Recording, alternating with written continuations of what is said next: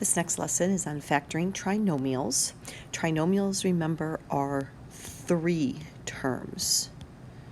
For GCF, you can use as many terms as possible as long as there's something common to all of them. In difference of two perfect squares, we can only have two because it's called two perfect squares with a minus sign. So those are binomials. So now here's our third and final one. So far, we have been doing two factoring techniques, factoring out a GCF and factoring based on conjugate pairs. That's where you have one of each sign with the exact same binomial. Today, we will tackle the most difficult of the factoring techniques, and that is factoring trinomials. First, let's make sure we know how to multiply binomials. So when we multiply, and product does mean multiplication, so make sure you know that word, you're going to either do the double distribution method, and don't forget, when we multiply, we add exponents. You will never get 2x there. It's x squared. X times 3 is 3x. And when I change to a different color, kind of looks like a rainbow or upside down rainbow. 5 times x is 5x. And 5 times 3 is 15. So what I did is I multiplied first the x through, and then second is the 5. So that's why it's called double distribution. So in general then, when we simplify this or combine like terms, I get x squared plus 8x plus 15. Now if you don't like that method, you can actually do this with the box method like we talked about the other day. Same idea. Each box gets multiplied by the side and the top. So x times x is x squared. X times 3 is 3x. And 5 times x is 5x. And 5 times 3 is 15. Combining like terms, you get the exact same answer as I did. And it does come back to be a trinomial. When we multiplied the conjugates together, if you remember, the middle terms always canceled. These are not conjugates, so therefore we're not making the middle terms disappear. So 2x is the first thing I'm going to distribute through by, times 5x is 10x squared. Again, put the ones, if it helps you, above the x's so you don't forget to add them. 2x times 1 is 2x. And then 3 times 5x is 15x. And 3 times 1 is 3. Oop, that's a minus sign. I apologize.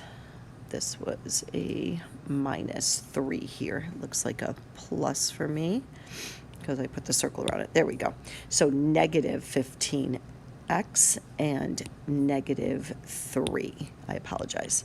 So when I combine like terms, I get 10x squared minus 13x minus 3. If you're having trouble with integers, make sure you use your calculator. And you'll get negative 13 if you're struggling with these. So it's another trinomial. Or you can use the box method again. So today, there is a way to do trinomials. I have a format here that I think really, really, really works. If you have a trinomial where the last term is positive, in this one up above, I just did, and the last term came out to be positive. List the factors of the last term. Well, the last term here was 15. So if I listed the factors of them like we're used to, those are 1 and 15, 3 and 5. Because I am circling or highlighting, I'll try to circle them because you won't be able to highlight all the time, especially on the regents, have a plus sign. You're going to look for the one of the pairs that add up to the middle term. So 5 plus 3 is the one that would give me 8 for the middle here. And then the parentheses will have, if you remember when we were factoring, we're going to go backwards. We're going to go from here to here. The way you know if it's going to be what the signs are going to be is if you circle a plus sign, you're automatically using the sign that I just pointed to. It's always the second term's sign. They'll be the same and they'll both be plus. And then once you've done that, you can put the x plus the 5 here, because that's what you're getting, and x plus 3 because you're using those numbers, and the only way to get x squared is x times x. So we know that x squared plus 8x plus 15's factors are x plus 5, x plus 3. So having said that, I call the last term the boss. That determines what kind of signs we're going to have. If my last sign is positive, I'm going to have you put an arrow so you know what both parentheses are going to have for their signs. We'll get that taken care of first. So the signs in your parentheses will be always the same when your boss is positive. You circle the positive and you put it over to the other side. Basically like a little arrow here to say, hey, that's the actual signs I'm using. Now you're going to go back to number 1, list the factors of 10. I have 1 and 10, 2 and 5. We're going to pick the pair that adds up to the middle. 2 and 5 add up to 7. And then x times x, only to get x squared, is always the case. And you can put the numbers in any way you want. This is also an equivalent answer. So you just factored your first trinomial. X plus 5 times x plus 2. When I check my work by double distribution, I will get back that trinomial. So you're working backwards again. You're going to bring back the parentheses of what I would multiply to get this trinomial. Okay, so the boss is the last sign of the trinomial. Put an arrow, and if you notice this time, I'm pointing to a negative. So they'll both be negatives. X times x is x squared. You're already 2/3 of the way there. List your factors of 24. Might take a little bit of time on some of them. Some of you are really good at these, so you won't need to keep doing this after a while, but today I want to list them. You are now going to list a pair that adds up to 10. I don't care about the negative right now, so which ones add up to 10? Because the boss is telling us that it is adding up to 10. So I put 4 and 6 down, or I could do 6 and 4. Doesn't matter which way. Either one would be completely fine. So there's your factors of the trinomial x squared minus 10x plus 24. If I checked by multiplying, I would get back that answer. Okay, and the last one with the boss being positive. Both signs are going to be negative, and x times x is x squared. So you're already there. The sign tells you exactly what to do. List the factors of 30. Oops, my bad. How about 1 and 30, 2 and 15, 3 and 10, and don't forget 5 and 6. Which one of these, when added, because the boss is telling you to add them, I'm going to get 17. Box it in, put the signs in, because they're both negative, and there's 15 and 2. If I double distributed, x times x is x squared, x times negative 2 is negative 2x, negative 15x is negative 17x total, and 2 negatives make a positive of 30. So the reason why the signs are the same when your boss is positive is because 2 negatives make a positive and 2 positives make a positive. That's the only way you can ever bring back a positive number.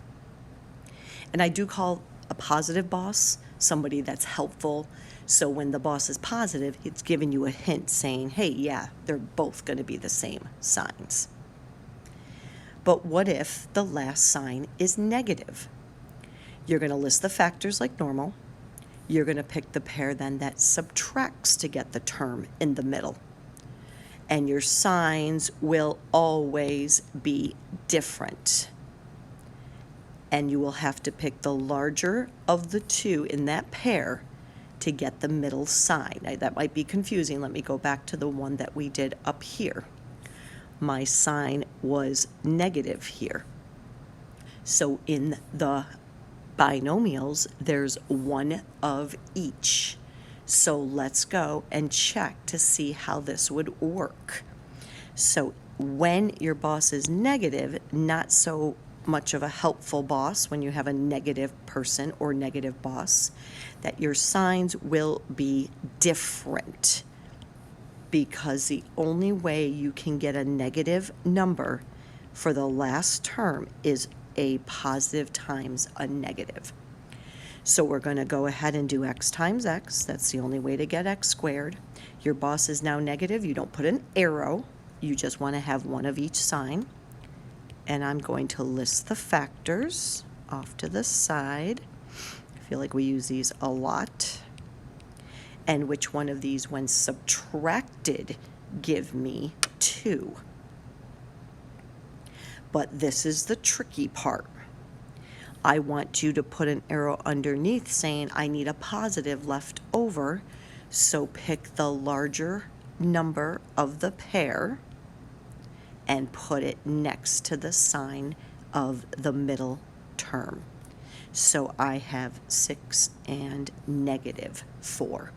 So when I multiply, x times x is x squared. X times -4 is -4x. 6 times x is 6x, and 6 times -4 is -24. I will get back my original. So different signs when your boss is negative. Not as helpful. You're going to have to pick the larger number to go with the middle sign so you get the right combination back. Now, if you write x minus 4 and x plus 6 as your factors, that's also correct. But if you ever switched and did x minus 6, x plus 4, incorrect. You will never get back a positive 2x in the middle. So either one of these is okay. So when the boss is negative, x times x is x squared right now. One of each sign, I don't care which order you put them in, automatically. The boss is not as helpful now, but I do know that when I subtract, I need a 3. Well, 5 and 2 will give me 3 when I subtract. I need a negative left over, so the larger number goes with the negative. And if you need to check it, I hope you know x times x is x squared, and I certainly know, hopefully know 2 times -5 is -10. But if you need to just do a mental check, check just the middle numbers to see if it works. Only one combination works, and -5x plus 2x will give me -3x. Here are my factors of breaking down that trinomial. Here's another boss with a negative, the last one here. So I have a plus and a minus immediately, and x squared is x times x again. My factors of 18, not too many, but with subtraction now, because the boss is negative and that boss isn't very helpful, I need to subtract to get 7. So 9 minus 2 would give me 7. The larger of the two gets the middle sign that I put an arrow to. So 9 would have to go next to the negative with the 2. Check your work. We know x times x is x squared. We know 2 times -9 is -18. Did all of my signs right? Quick mental check. 2x, -9x does give me -7x. This is my answer. If you switched them around as x minus 9 and x plus 2, that's also correct. But you cannot switch the numbers with the signs, or you will never get back those numbers. So I'll have you try a few problems on your own. Use the guideline from this slideshow and go back to my video and stop and go whenever you need it.